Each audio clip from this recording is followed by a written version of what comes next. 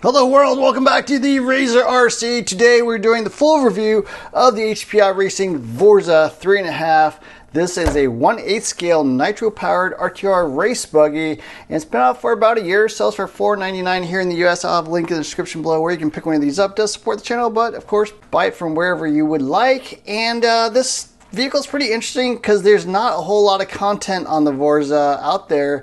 I think I'm one of the few that actually makes videos on this, but it's actually, I think, one of the best nitro buggies you can buy. So that bears a lot of explanation. We'll get into that because it doesn't rate exactly how you would think, but we'll get into that as well. Now, the Vorza does come in 6 different versions. There's 3 buggies and 3 truggies. And for each buggy or truggy, there are 3 variations.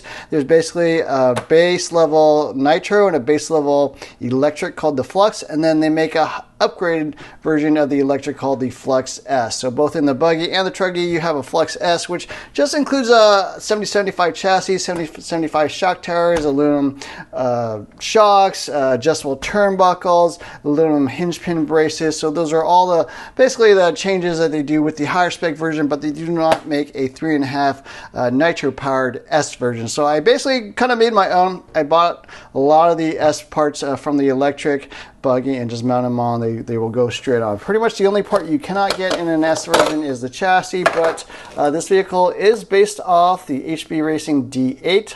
That is the Hot Bodies race vehicle back in the late 2000s. And if you can still find a chassis, you can mount it right up and it will work just fine. So yeah, if you want to make your own S version, it is pretty easy to do. So I do recommend that. The way this review works, we're going to be giving it a rating in 6 different categories on a scale of 1 to 5 stars. So I have pretty much every Nitro RTR out there you can buy. Competitors to this are going to be things like the Habao Hyper VS2, the Kyosho MP9 TKI4, things like the Serpent SRX8. So yeah, I do have pretty much all those vehicles and I'm familiar with what comes in a RTR Nitro vehicle in this price range. So let's get into the review. First category is the engine and electronics. It does come with the F3.5 0.21 cubic inch engine from HPI Racing. This is basically a forced 3.5cc engine. Comes in a lot of their other vehicles. Decent motor. I wouldn't say it's the fastest or highest revving or anything, but it's a solid motor, not too hard to tune. It does come with kind of a basic black pipe with a rubber coupler. I swapped it out for this $10 like aluminum pipe that I got off like AliExpress. So I do recommend changing out the pipe. The stock one, the coupler slips off really easily. Basically every time you crash, the coupler comes off, your exhaust becomes disassembled. Kind of annoying. And I think this actually provides a little more power. So I think the stock exhaust definitely is restricting the power a little bit. With a little bit of tuning, I think you can get a little bit more out of it. Radio is the TF50. Excellent little radio. Does have a steering wheel that can be flipped over to the other side. Does have all your adjustments, endpoint adjustments, trims for steering and throttle, which you would want. Does have fail-safe on the receiver, a little magnet here for your body clips, and takes 4 AA's and 2.4 gigahertz, of course. Great little radio. One of my favorites. I think one of the best out there. The Kyosho radio I think is a little bit better, but compared to most RTRs, that is excellent.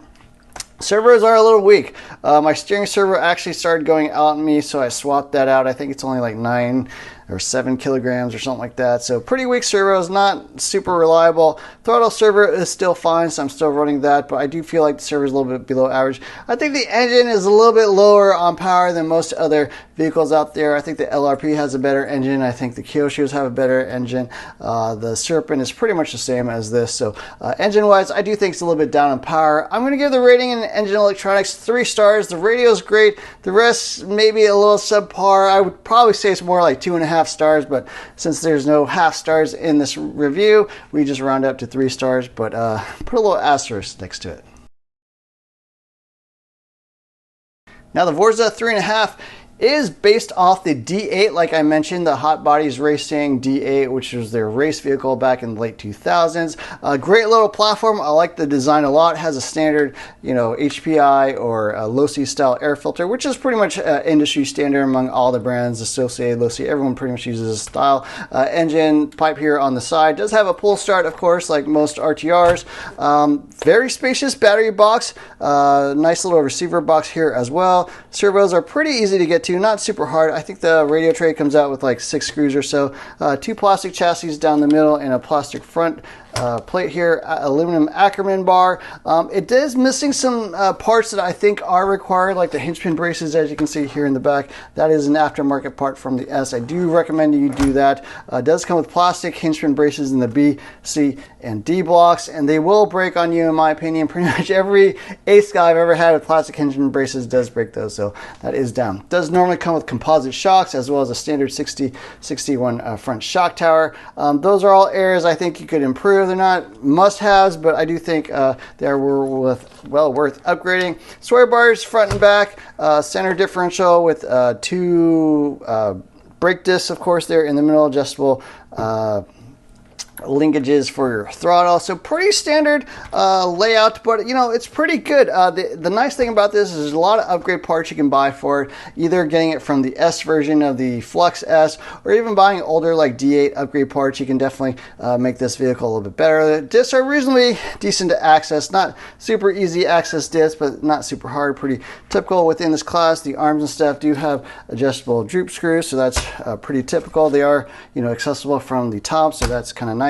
But yeah, pretty good design overall. I do like it a lot. Battery tray is nice and spacious. Receiver tray is nice and spacious. Servos are pretty easy to get to. So design wise, I think this is actually one of its strongest points. It's 5 stars for me. Really, it's got a modern layout, even though it's kind of an older vehicle, certainly more modern than a lot of other vehicles out there. So I do think that is one of its higher advantages. And then hex hardware throughout, which you might think in 2013 would be a standard thing, but still a lot of vehicles out there still come with Phillips head hardware, so it's nice to have actual real hex hardware. And I think this is even made in Taiwan, so quality on this thing is definitely up there. So design wise, I'm going to give it 5 stars. One of the best out there that you can buy.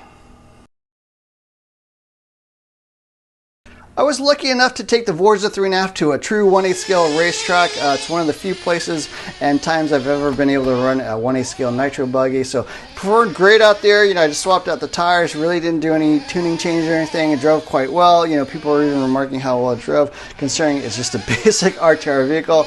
I didn't change out the shocks or anything. I did change the springs a little bit, but shock oils and stuff I left completely stock. I think it runs quite well. Power now is a little bit of an issue. I do think the engine is a little bit down on power. It only revs up to whatever 35,000 RPM or 32,000, something like that. Definitely runs out of steam very quickly. And kind of the main issue with this is I think it's under geared. I would definitely go up 2 teeth here on the clutch bell. You cannot really go up teeth on the spur gear because you basically run the risk of this thing running into the fuel tank here. You also can't, or you can't even make it smaller either, because basically the engine will start running into the drive shaft here. So really the only change you can make is going up 2 teeth on the clutch bell. The Savage, I think it's the 18 tooth bolts right on, so that will fit, even though you know the manual doesn't say there's an aftermarket clutch bell for it. The Savage one will actually fit. So that's the way I would go. With that, with a decent pipe, you now actually get some reasonable power, reasonable speed. It does actually drive okay. I wouldn't say it's screaming fast or anything like that, but it at least gets you decent enough power if you want to hit the racetrack or do some speed runs or whatever, that kind of thing. So not a lot of adjustability within the power, but going up 2 teeth I think is fine. It'll run reasonably temperature wise, so it won't overheat or anything like that, and it's definitely the way to go. So that's one of the main concerns I had about performance. I'm going to give it an average rating in the performance category. I think handling wise, the way it actually drives, the tires are actually even pretty good. These are the stock tires. They work pretty well. Just the engine I feel is a little bit weak, even among these $500 RTR vehicles. So performance wise, I'm going to give it 3 stars in this category. Handling is excellent, just power brings it down. Now the Vorza does come with a 4mm chassis, but even with that, I did end up bending it there. You can see it's already bowed pretty badly. I think it's got the plastic chassis braces, so it can definitely flex a lot. I also bent the front shock tower, as you can see here.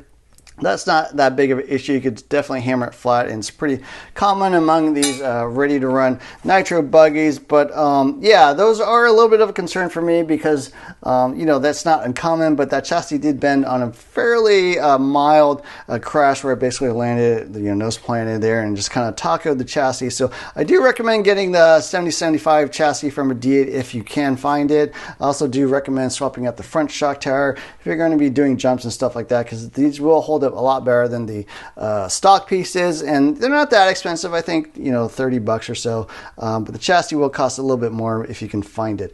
Other than that, didn't really break anything. You know, the turnbuckles were fine, or these linkages are fine, arms were fine, shocks were fine. The hinge pin braces I think would also break if you don't swap them out, so I do think it's well worth upgrading the hinge pin braces. So durability wise, I want to give it 3 stars. To be honest with you, I mostly ran this already upgraded, so I didn't really have too many issues once I swapped out the chassis. So it's a little bit hard to say whether those stock pieces would break, but I think the basic layout, basic parts that you get are pretty good. Just upgrade the hinge pin braces and maybe the shock tower and the chassis if that's available. So I'm not going to give it a 5-star rating because it's not quite fair because I upgraded my vehicle, but out of the box, durability wise, it's kind of fair. I think 3 stars. Now, surprisingly, this is the most important category, and that is support and maintenance. One thing I've realized after owning many of these RTR Nitro buggies is that almost all of them are based off like really old race buggies. So the Losi 8 is based off like a 10-year-old Losi 3.0 or 4.0. The Kyoshios aren't too bad. The MP9 TKI4 is reasonably recent, but they do have an MP10 TKI too, so it's a couple of generations old. The Serpent again is like 3 generations old, and that's not such a bad thing in of itself, but the main concern is that a lot of these companies just stop producing those parts anymore because they just don't sell obviously 3 generation old vehicles anymore, so they don't care a whole ton about making a lot of replacement parts. So even like the Losi, it's hard to find some of the parts. Definitely upgraded parts you're going to have a more difficult time finding. But the great thing about the HPI Racing is it is actually a major brand within the RTR class.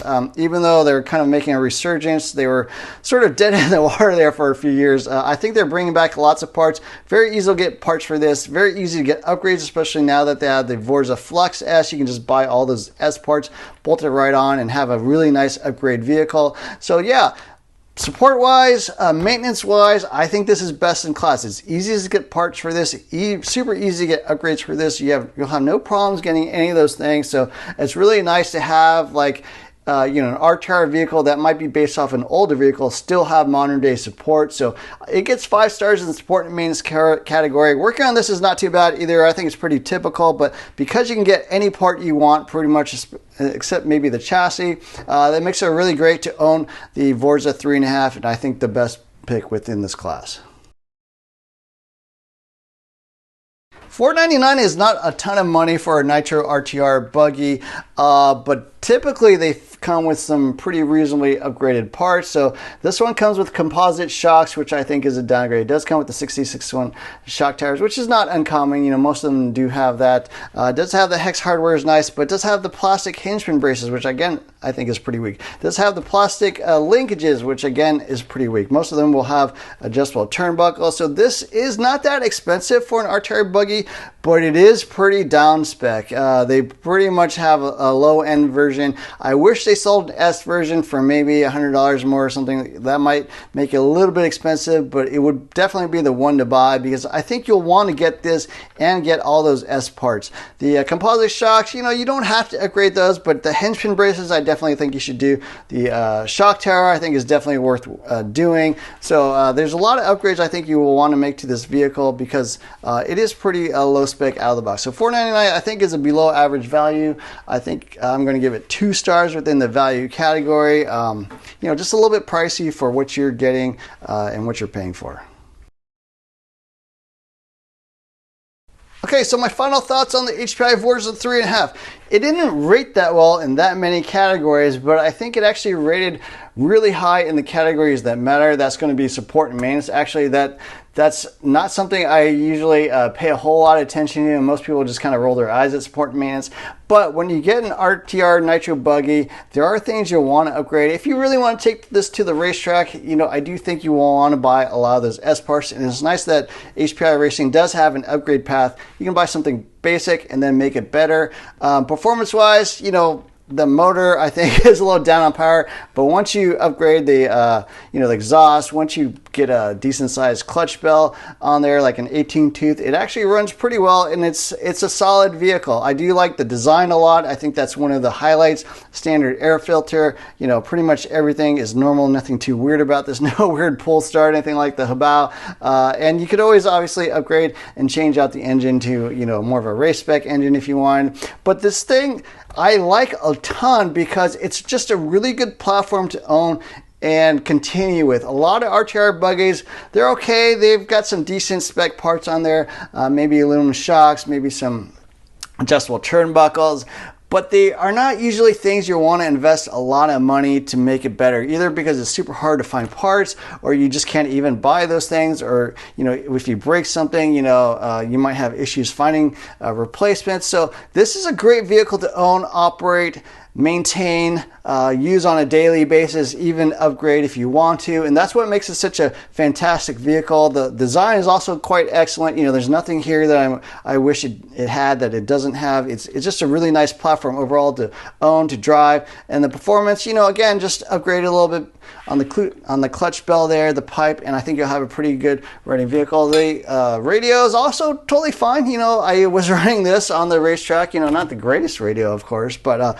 it's a solid radio, definitely above average, and you could definitely do some basic low-level sportsman type racing with that. So overall, the Vorza 3.5, I think this is actually one of the best, if not the best, buggies to buy within the Nitro class. It's kind of unfortunate not a lot of people pay attention to this vehicle, because it is way better than it seems on paper. When you look at, okay, it's not that fast, it's a little pricey, low spec in components, but it is a great platform to own, keep going with, and support for this thing is excellent. HPI looks like they're pretty much back in full force, and will continue and be a great vehicle to own for years to come. So anyways, those are my thoughts on the HPI Racing Vorza at 3.5. I'll be honest, I didn't buy one of these for a really long time because it didn't seem like something that was going to be that great, but I was super pleasantly surprised at how good of a vehicle it is. Maybe out of the box it's not that great, but the longer you own it, the more you kind of understand it, I think the better you'll find it to be. So those are my thoughts. I hope you enjoyed this video. Don't forget to hit the like, share, subscribe buttons. Look for more videos soon. Thanks for watching.